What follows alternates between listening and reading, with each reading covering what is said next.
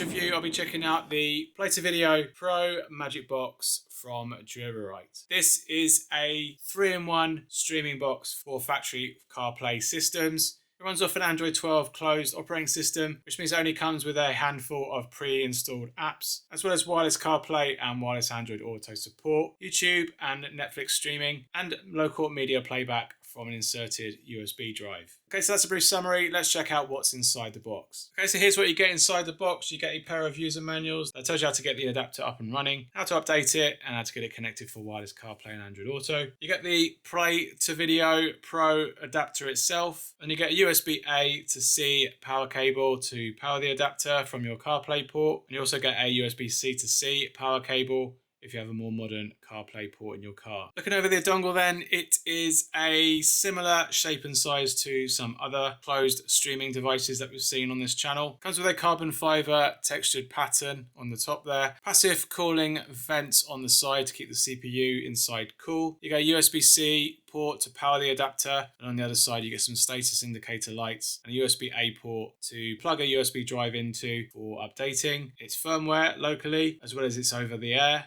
updating, and you can also plug in a USB drive to play back local music and video files. Inside there's 2GB of RAM and 16GB of storage.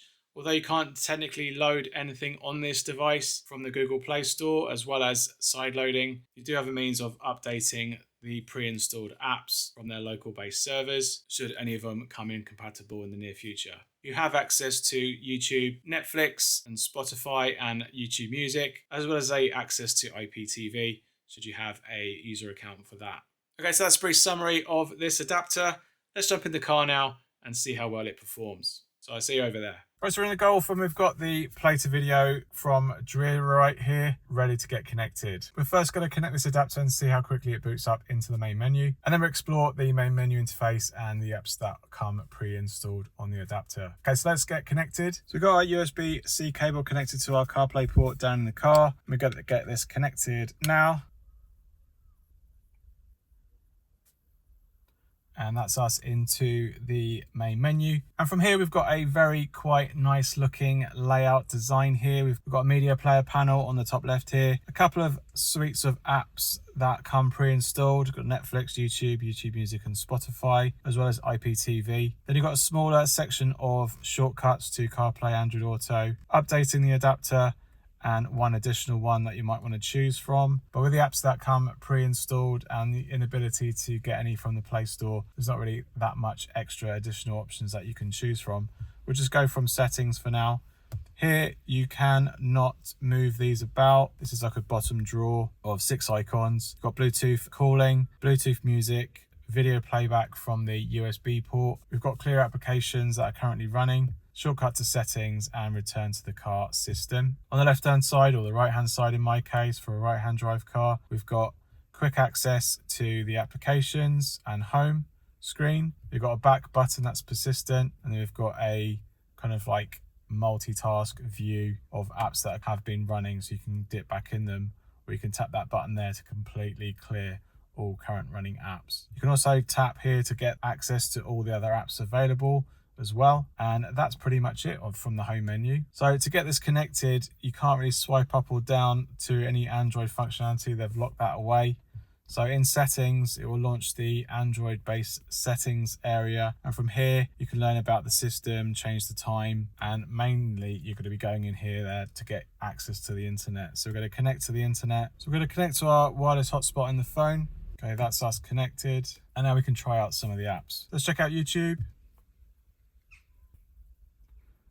So we're in roughly about 4 to 5 seconds. Let's try out some content. I've covered many wireless Apple CarPlay dongles on this channel, and a popular question I always get is, what is the best wireless CarPlay dongle? So that's not bad. Solid pass, I would say. The sync in that is actually very good. We'll do a audio test. So I'd say roughly it's in the 300 to 400 millisecond range, so it's a little bit laggy, but as we've seen earlier with proper lip syncing, it's actually not too bad.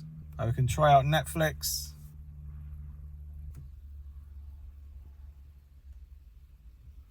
The scrolling is nice and smooth, considering it's coming from my mobile phone internet connection. and test out some audio sync. The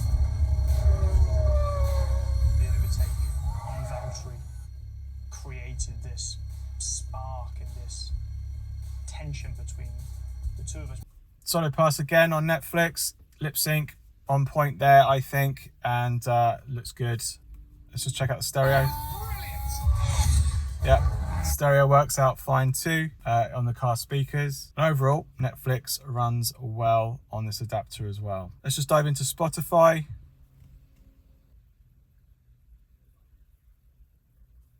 We're into Spotify there. Let's just quickly test out some audio.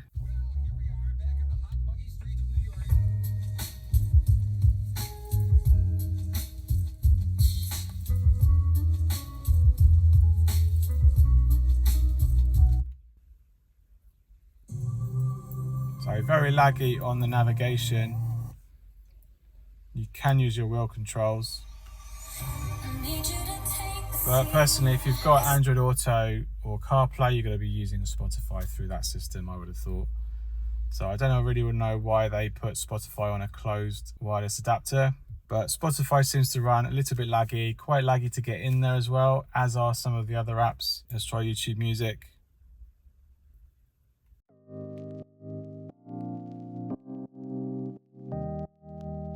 So that's fine, that seems to work okay. It does fire full screen for some reason, and then the option to go out of full screen gets hidden behind this side dock.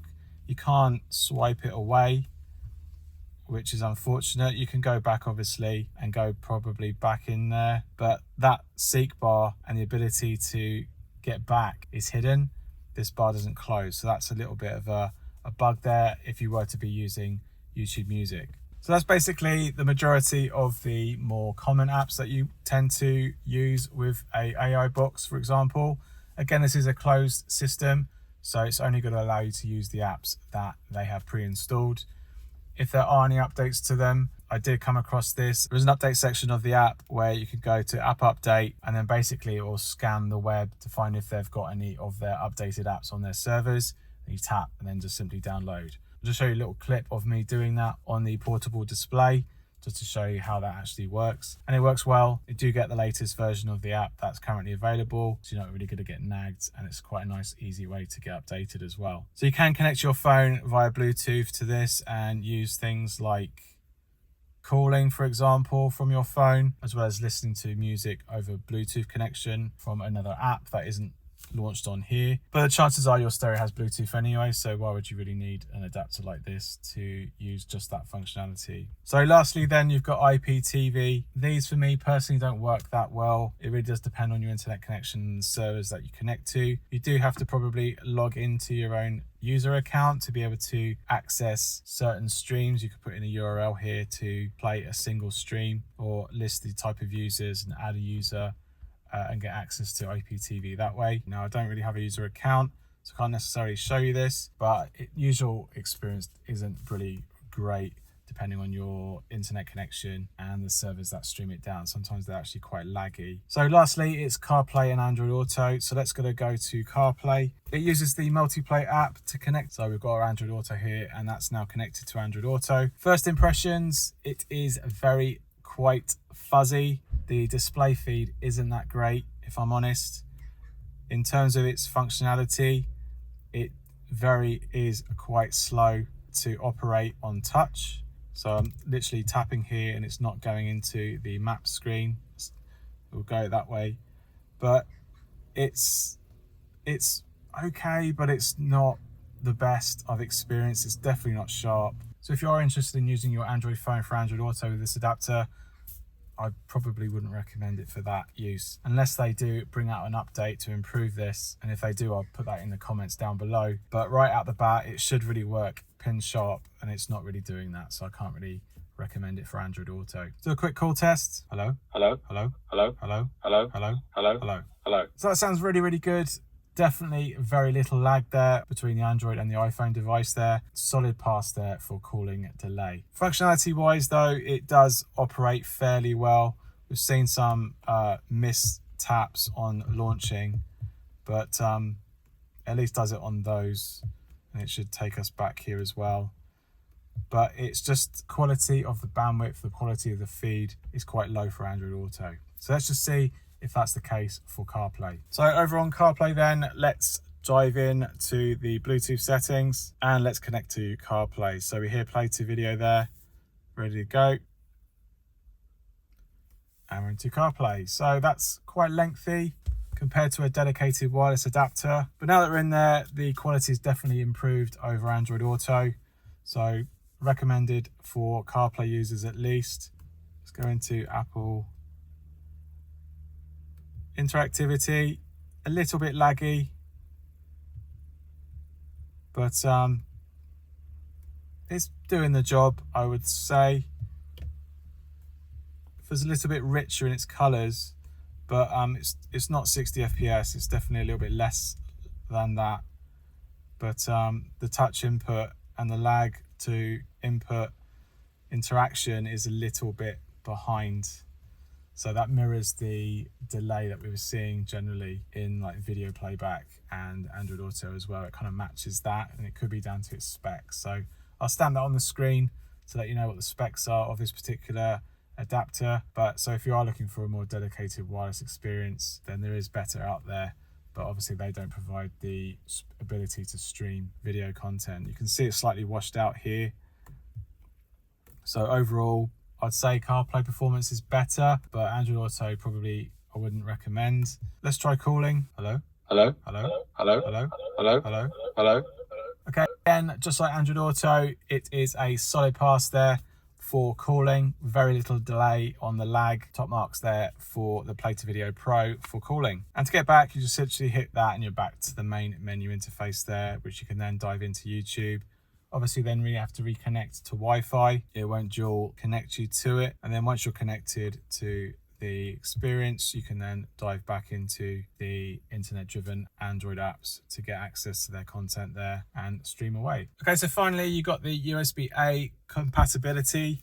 With this adapter, you can simply plug this USB-A drive into the adapter here. Head on even to music or video playback, and then you can actually access the USB storage device. And once it's had all the tracks detected, you can fire up the video files. Play in full screen. It's inevitable. One must destroy in order to create. We are no Jedi. That all sounds in sync. Really, really good. Access to the files is very nice and quick. Again, with audio files as well, which we can dip out into and go into music, then down to playback. And it tackles WAV files, MP3s. And all this content can play on the left-hand panel on the left there on the main home screen. Tapping that takes you back in there nice and quick. And overall, a really nice way to play your media off a USB drive should you not have it on your phone, as well as wireless CarPlay and the functionality of video streaming from YouTube and Netflix. So the Play to Video Pro Magic Box from Dura-Rite retails for $109.99 and is currently a $20 coupon on Amazon, which takes it down to $87. Now, I would say this is more than a wireless adapter price, but you are getting the additional functionality of Netflix, YouTube running on your CarPlay display. And with that, they do a fairly good job, but its wireless performance is lacking, specifically in Android Auto. It's passable for CarPlay, and we've seen that calling is very good at it. But that delay in interactivity, that's going to suffer with navigation apps and just general interactivity in CarPlay and Android Auto. So do bear that in mind if you're considering in picking this adapter up. Personally, for a little bit more, there probably are better experiences out there. And more specifically, if you're just after a wireless adapter experience, then there is definitely better options out there. But the added benefit of this adapter is that you do have that YouTube, Netflix functionality on top of wireless CarPlay or Android Auto. Hopefully they can update the adapter to improve on Android Auto performance. And again, if they do, I'll put that down below in the comments, should that launch with that new functionality and improve the overall experience for Android users. All right, hope you found this video helpful. Give us a thumbs up if it has, and let me know in the comments down below if you have any questions about the Play to Video Pro Magic Box from Dura-Rite. You can support the channel by sending us a super thanks. I'd really appreciate it. Thanks again for watching, and I'll see you in the next one. Cheers. Bye.